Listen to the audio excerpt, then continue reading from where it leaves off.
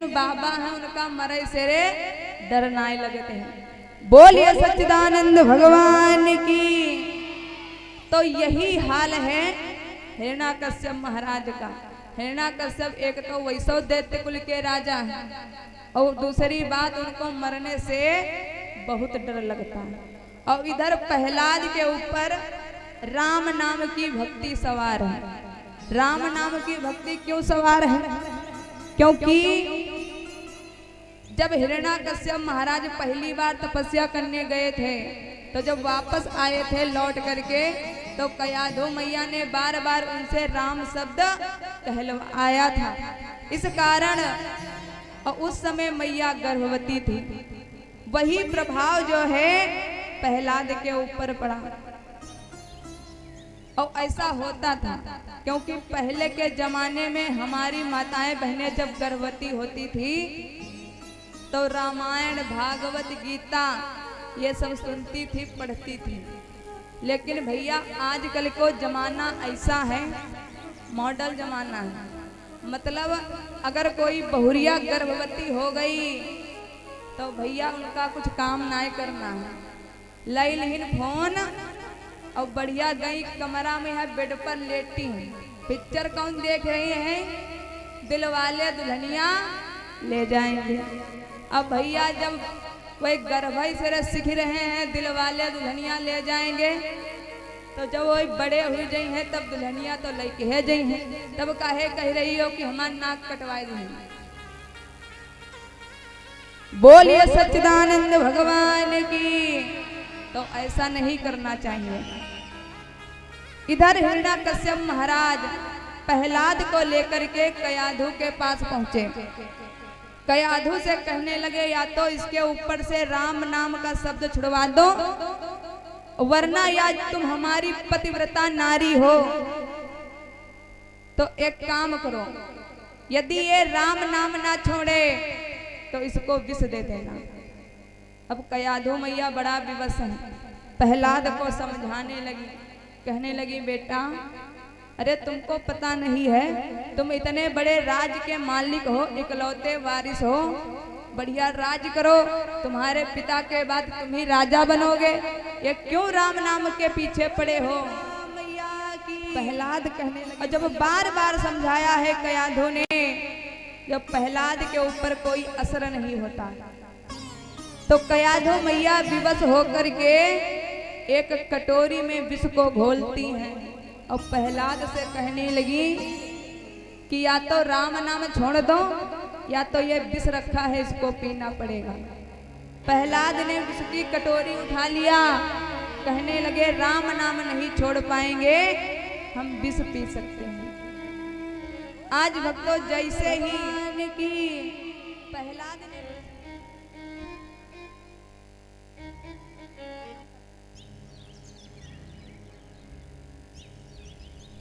और बबरुई खेड़ा से राम दुलारे चाचा जी की तरफ से भगवान के चरणों में 11 मुद्राओं का दान हो रहा है। भगवान कन्हैया सभी मनोकामना पूर्ण करें। भोले बाबा हमेशा भंडार भरते रहें। बोलिए सच्चिदानंद भगवान की। बोलिए दुर्गा मैया की। तो इधर भक्तों जब कयाधु मैया ने बार बार समझाया और प्रहलाद अंत में विष की कटोरी को उठा करके पी गए, लेकिन भगवान की लीला ऐसी बनी कि इनको कुछ नहीं हुआ। कुछ समय के बाद जब हिरण्याकश्यप वापस आया तो देखता क्या है कि प्रहलाद तो जीवित है। इसका मतलब है रानी ने विष नहीं दिया है।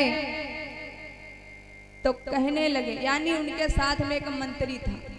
मंत्री कहने लगा कि कोई भी पुत्र कुपुत्र हो सकता है लेकिन माता कभी कुमाता नहीं हो सकती। रानी ने विष ही नहीं दिया होगा। महाराज से जब इतनी बात कही है तो रानी कहने लगी कि हम आपकी सौगंध खा करके कहते हैं हमने ये विष दिया है। महाराज को यकीन हो गया तो मन में सोचने लगे कि रानी की बस की बात नहीं। अब प्रहलाद को लेकर के महाराज प्रहलाद के ऊपर बड़ा अत्याचार किया गया।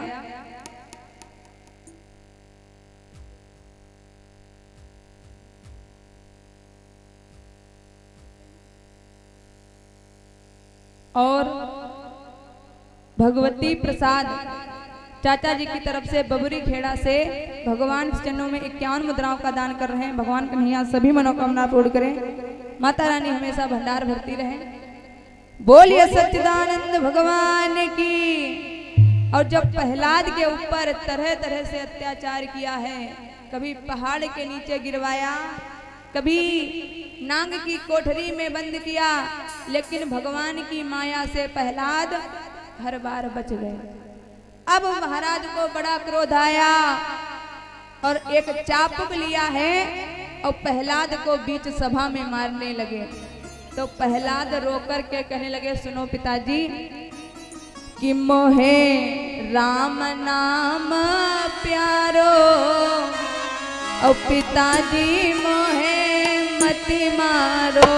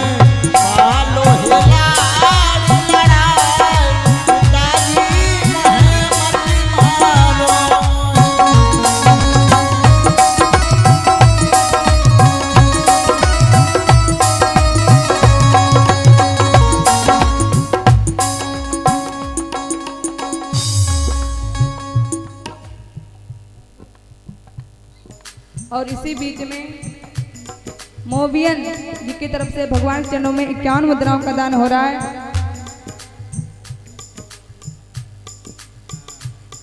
अच्छा, मोबिन भैया जी की तरफ से भगवान चरणों में 51 मुद्राओं का दान हो रहा है। कहा करी भैया कम पढ़े लिखे हैं।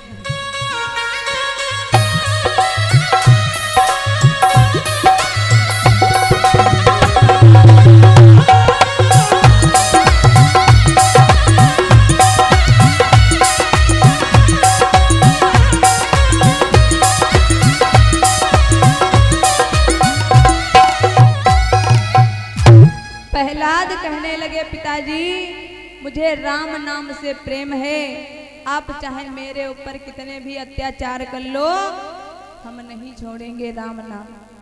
अब भक्तों इधर हिरण्याकश्यप प्रहलाद को मार रहे हैं, तब तक हिरण्याकश्यप की बहन है जिनका नाम है सहिका।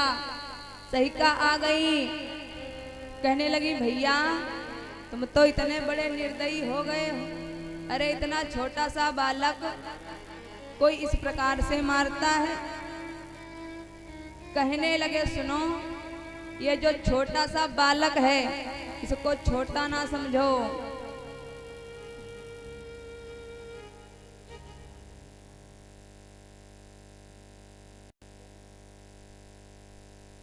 और इसी बीच में बालक राम चाचा जी की तरफ से भगवान चरणों में 11 मुद्राओं का दान हो रहा है।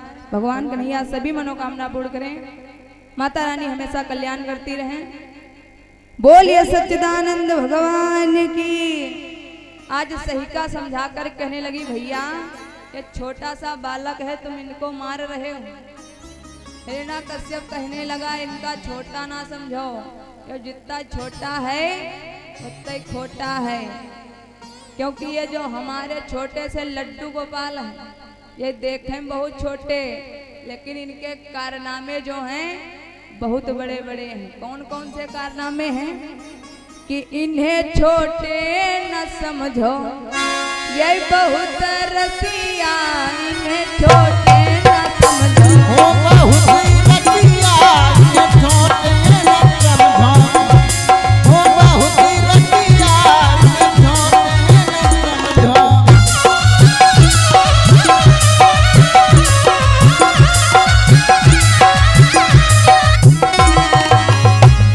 बहुत रसिया, ये बहुत रसिया, बहुत रसिया, बहुत रसिया, बहुत रसिया, ये बहुत रसिया, बहुत रसिया, बहुत रसिया। इन्हें छोटे न समझो, बहुत रसिया, इन्हें छोटे न समझो, बहुत रसिया, ये छोटे न समझो, बहुत रसिया,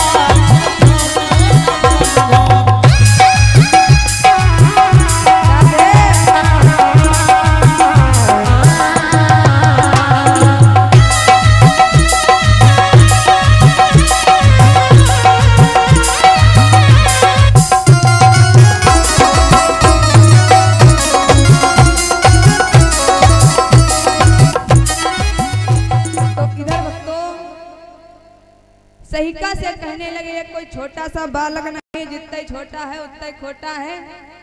सहिका कहने लगी भैया तो फिर इतनी तेज से मारो नहीं जाते, इतना छोटा बालक है, इतनी जोर से थोड़ी ना मारा जाता है।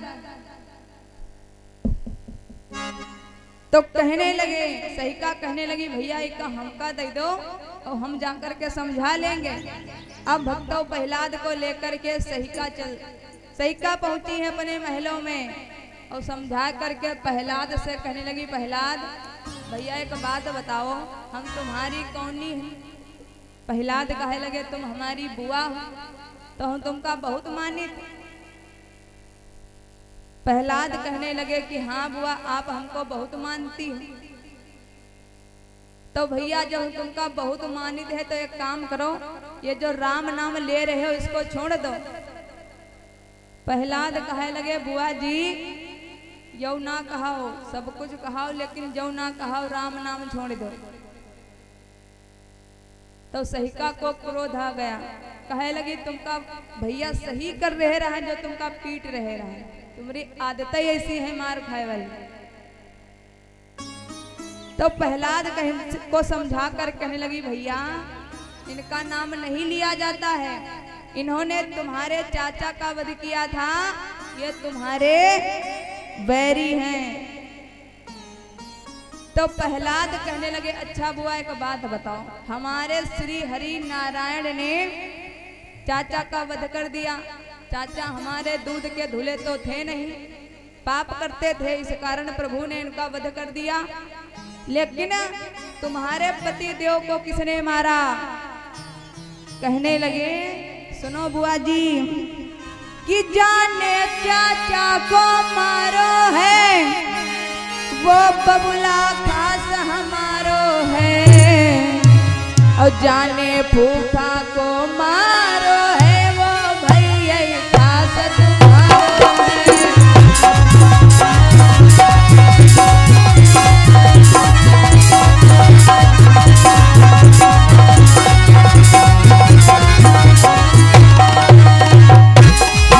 जाने चाचा को मारो है वो बबुला खास हमारो है, जाने फूफा को मारो है वो भैया खास हमारो है।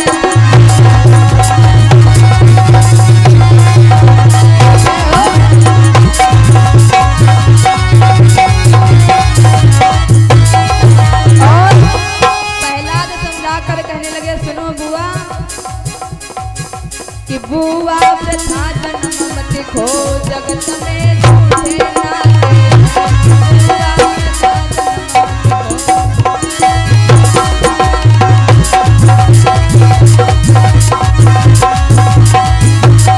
और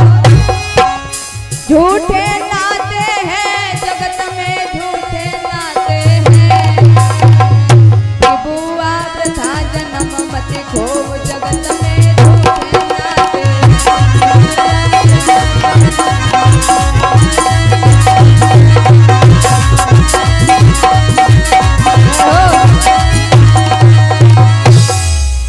प्रहलाद कहने लगे बुआ जी, हमारे चाचा को जिसने मारा वो तुम्हारा बैरी है, लेकिन तुम्हारे पति को जिसने मारा वो तो तुम्हारे सगे भैया ही रहे, उनके खानदान के चक्कर में हमका मारे आज बैठी है, वो तुम्हारे बैरी नहीं है। अब सहिका को बहुत क्रोध आया, भैया के पास गई, हिरण्याकश्यप से बोली भैया हमने ब्रह्मा जी की तपस्या की है और ब्रह्मा जी ने हमको ऐसा चीर दिया है, यानी ऐसी चुनरी दी है कि जिसको ओढ़ करके हम अग्नि में प्रवेश कर जाएं तो हमारा कुछ नहीं होगा। तो एक काम करो, आप एक चिता बनवाओ, हम प्रहलाद को लेकर के गोदी में बैठ जाएंगे और वही चीर ओढ़ करके हम बैठेंगे, प्रहलाद जल जाएंगे। तो आप एक काम करो, चिता बनवाओ। हिरण्याकश्यप ने तुरंत ही नौकरों को आदेश दिया, एक बहुत सुंदर सी चिता बनाई गई। प्रहलाद को लेकर के आज सहिका चिता पर बैठी, और जब चिता पर बैठी तो भगवान की लीला कुछ ऐसी बनी है कि एकदम से हवा चलने लगी। भगवान की, और ये हमारी मामी आई गई, क्या नाम बोल दी मामी? और मनीष भैया जी के वहां से भगवान चरणों में 101 मुद्राओं का दान हो रहा है। भगवान कन्हैया सभी मनोकामना पूर्ण करें, माता रानी हमेशा भंडार भरती रहें। बोलिए सच्चिदानंद भगवान की। अब भक्तों जैसे ही सहिका प्रहलाद को लेकर के बैठ गई चिता पर और एकदम से हवा चली है, तो भगवान, और जब हवा चली तो चीर उड़ करके प्रहलाद के लिपट गया और सहिका जलने लगी। आज भक्तों सहिका जल करके राख हो गई, तो उसी दिन से सहिका का नाम पड़ गया है होलिका, और उसी दिन से इस भारत भूमि पर होली मनाई जाने लगी।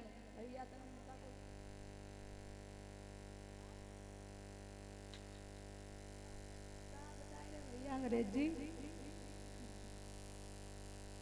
और भैया जी की तरफ से भगवान चरणों में 11 मुद्राओं का दान हो रहा है। ये भाई कमाए ना रहे तो 11 दान कर रहे हैं, और जो कहूँ कमाए लगे हैं तो 11,000 से नीचे ना करी है। बोलिए सच्चिदानंद भगवान की। और इधर भक्तों जब सहिका जल करके राख हो गई तो उसी दिन से होली का त्योहार मनाया जाने लगा। अब हिरण्याकश्यप को बड़ा क्रोध आया और एकदम से प्रहलाद को पकड़ा और धमकी देने लगे, कहने लगे आखिरी बार तुमसे पूछ रहे हैं, राम नाम छोड़ोगे कि नहीं छोड़ोगे? प्रहलाद कहने लगे सुनो पिताजी, अब चाहे कुछ भी हो जाए लेकिन राम नाम नहीं छूटेगा। कहने लगा सुनो हमारी बात कि बाबूजी ओ बाबूजी भूलो नहीं श्री राम को भगवान को।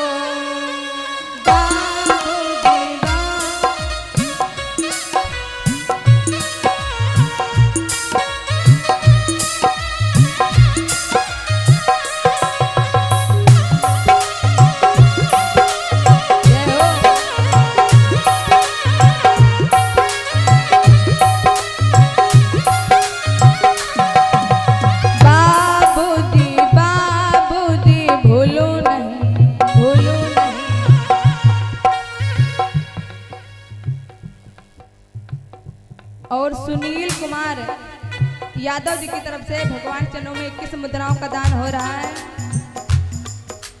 बाबूजी बाबूजी भूलो नहीं भूलो नहीं।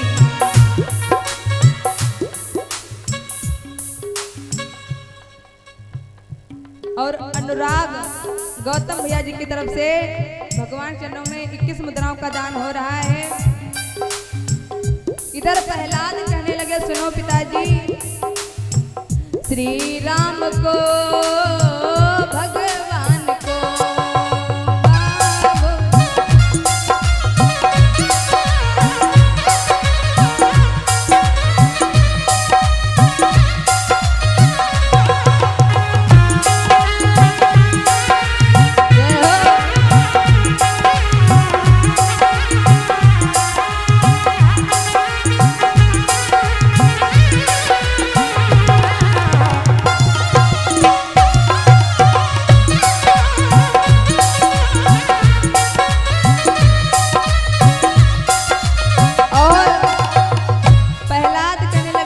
पिताजी,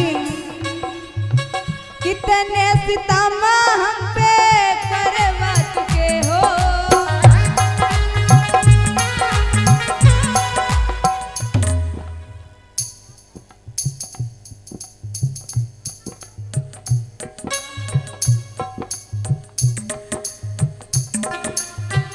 कितने सितम हम पे करवा चुके हो।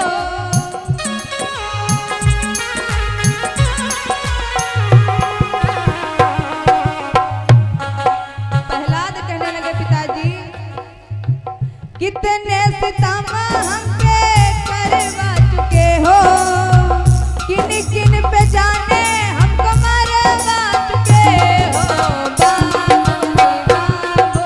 बोलो नहीं, श्री राम को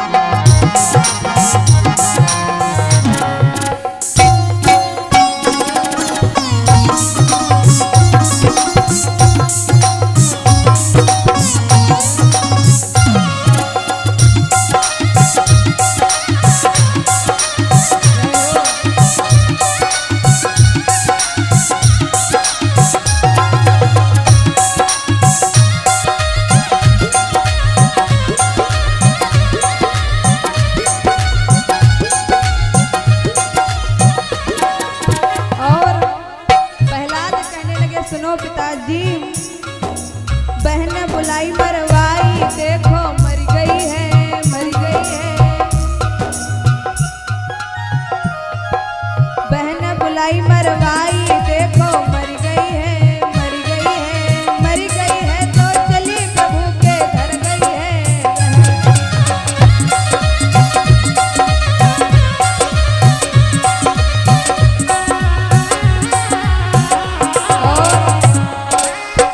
कितने सितम हम पे करवा चुके हो, कितने सितम हम पे करवा चुके हो, किन किन पे जाने हमको मरवा चुके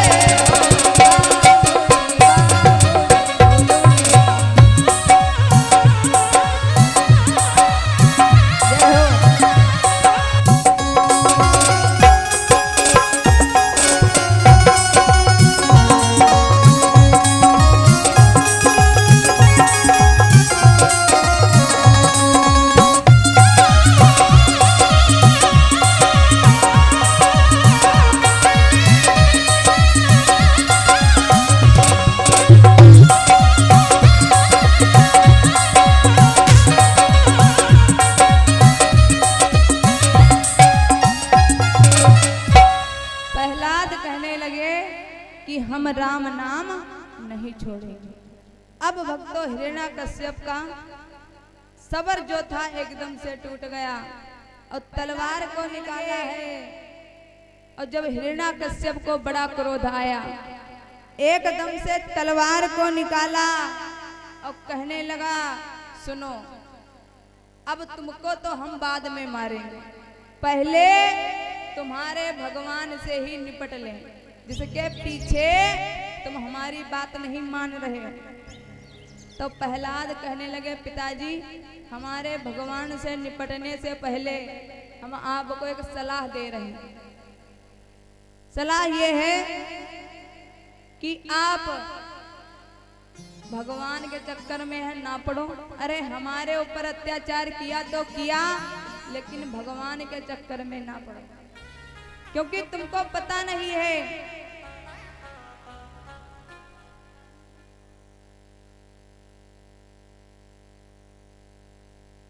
और माखन चाचा जी की तरफ से नगवा पेड़ी से भगवान चरणों में 21 मुद्राओं का दान कर रहे हैं। भगवान कन्हैया सभी मनोकामना पूर्ण करें, माता रानी हमेशा भंडार भरती रहें। बोलिए भक्त और भगवान की, बोलिए सच्चिदानंद भगवान की। हमका लगत हमारी अम्मा लोग तो सोवे लगी, और भैया सोवे तरीको बढ़िया है। अत्ता अत्ता घूंघट काढ़े हैं बढ़िया, जब नींद जगह लगे तो घूंघट तनु आगे कर लेती हैं, अंदर अंदर सोई लेते हैं। ऐसा ना करेगी चाहिए। बोलिए सच्चिदानंद भगवान की। अब सोचते हुई हैं तनु एक सोहर सरिया सुनाए देते, क्योंकि 3-4 दिन हो गए हैं, लेकिन भैया सोहर सरिया आप लोगों के यहाँ तो पता है कितनी महंगी है सरिया। तो सरिया सुनने में लगते हैं पैसा, और फिर कोई तुक बनाई दो। जैसे भगवान कन्हैया आज कंस आ गए तो कल कन्हैया आ गई हैं, उसके बाद सभी लोग सोहर सरिया सुनेंगे। बोलिए दुर्गा मैया की। हिरण्याकश्यप ने निकाली तलवार और कहने लगे प्रहलाद से एक बात बताओ, तुम्हारा भगवान कहाँ है? पहले तुम्हारे भगवान से ही निपट ले। प्रहलाद कहने लगे पिताजी, हमारे जो भगवान हैं कड़कड़ में व्याप्त हैं, वो तुम में है, हम में है, 4 दीवारी में है, पशु पक्षियों में है, यहाँ तक कि ये जो सामने खंभा दिख रहा है इस खंभे में भी है। इसका मतलब तुम्हारा भगवान इस खंभे में है। प्रहलाद कहने लगे कि हाँ खंभे में है। आज हिरण्याकश्यप ने खंभे को बिल्कुल लाल लाल गर्म करवाया और कहने लगे कि जाओ इस खंभे से जाकर के लिपट जाओ, यदि तुम्हारे भगवान हैं तो तुमको बचा लेंगे। इधर भक्तों प्रहलाद जो है जब खंभे के पास पहुंचे तो उनका थोड़ा सा मन डगमगा गया। मन में सोचने लगे इतना गर्म खंभा है और कहीं हम धोखे से इसको पकड़ लिए और प्रभु आने में देर कर दें तो हमारा क्या होगा। तो श्री हरि नारायण सब देख रहे थे, मन में सोचने लगे कि हमारे भक्त ने इतनी परीक्षाएं दे डाली, लेकिन अंतिम परीक्षा में ये फेल हो जाएगा। प्रभु ने एक छोटी सी चींटी का रूप बनाया, उस खंभे पर जाने लगे। जब चींटी को देखा है खंभे पर तो प्रहलाद मन में सोचने लगे, जब इतनी छोटी सी चींटी जा रही खंभे पर तो नहीं जल रही, हम तो इतने बड़े हैं तो क्या जल जाएंगे। आज जाकर के खंभे से लिपट गए और प्रहलाद को कुछ नहीं हुआ। हिरण्याकश्यप से कहने लगा पिताजी ये हार करना चाहता, तो समझा करके प्रहलाद कहने लगे सुनो पिताजी कि अरे कर्म धर्म को छोड़ पिताजी और अधर्म में मन बाढ़ो, कि अब ही मान जाओ बात पिता की बचवैया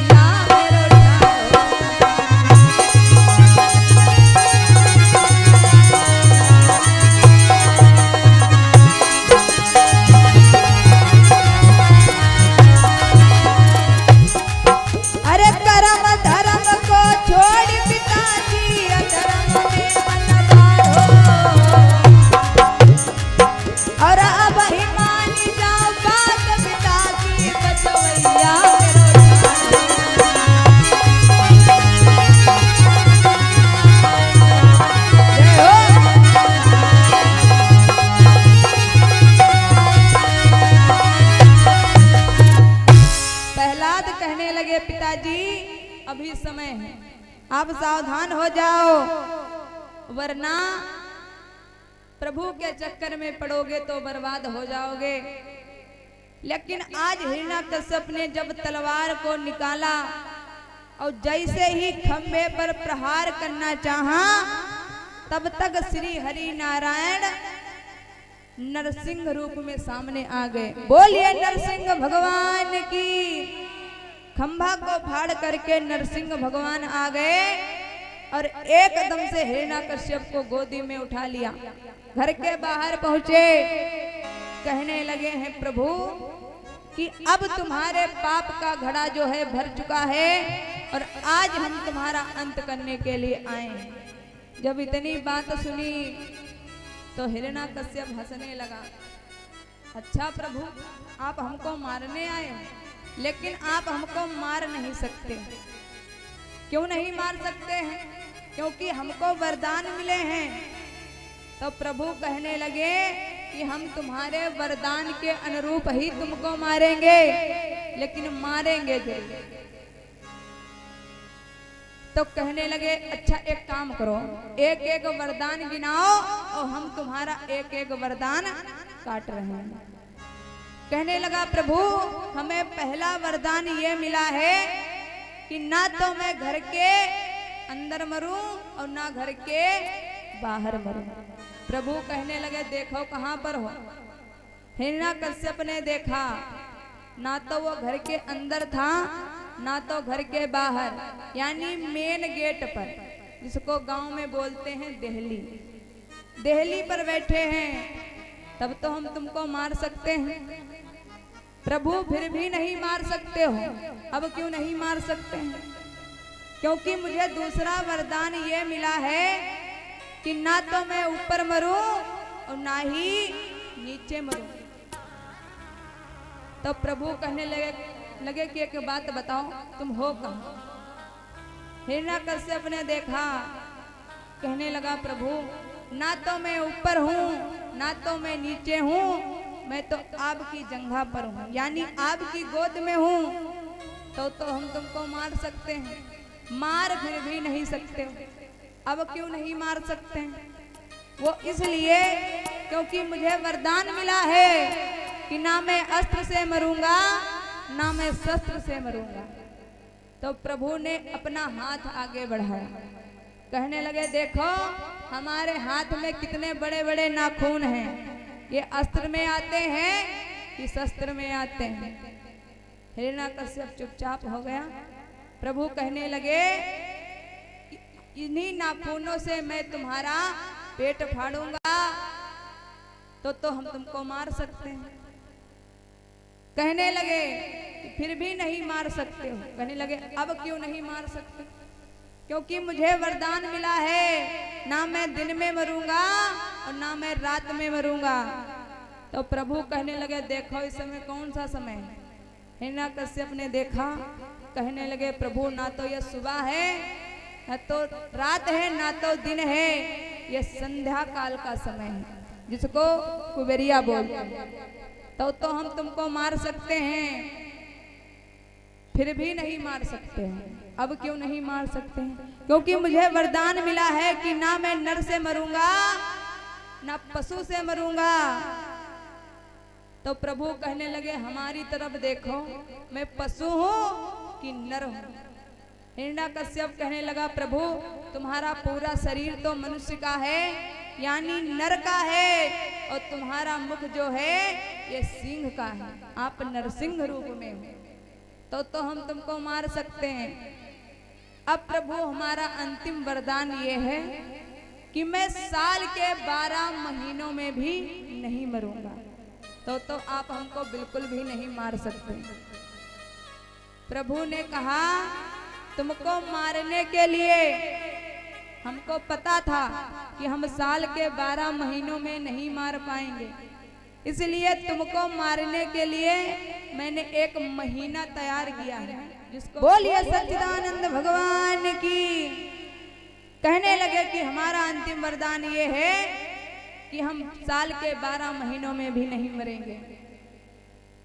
तो प्रभु कहने लगे हमने तुमको मारने के लिए एक नया महीना तैयार किया है, जिसको कहते हैं लौंद का महीना। तो आज तुम्हारा अंत आ चुका है। अब हिरण्याकश्यप जो है विवश हो गया और भगवान श्री हरि नारायण ने आज भक्तों अपने नाखून बड़े करके हिरण्याकश्यप महाराज के यानी पेट को फाड़ दिया और उनका अंत कर दिया। बोलिए भक्त और भगवान की। और जैसे ही हिरण्याकश्यप का वध किया है, अब प्रभु को यानी प्रभु के हाथ में जो नाखून थे उसमें जलन होने लगी। इतनी तेजी से जलन हुई कि बहुत क्रोध दिखा रहे हैं प्रभु।